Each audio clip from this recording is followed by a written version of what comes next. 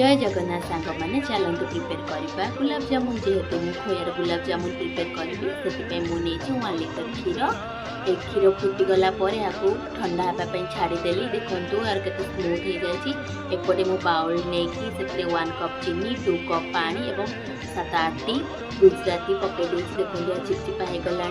एपटे ठंडा हो गला मु हाफ कप मैदा और 1 स्पून घी दे आपको मिक्स करदेली। देखु मु डो गुड़ाक मीडियम साइज एवं स्मॉल साइज बनाऊँगी।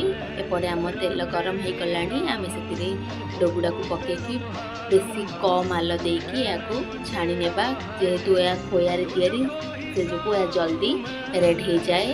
देखो हो गला आमर गुलाब जामुन अति सहज उपाय घरे एपरी बनातु। आपण मानकु जदि वीडियो भल लगुच कमेंट माध्यम निश्चित जनइबे।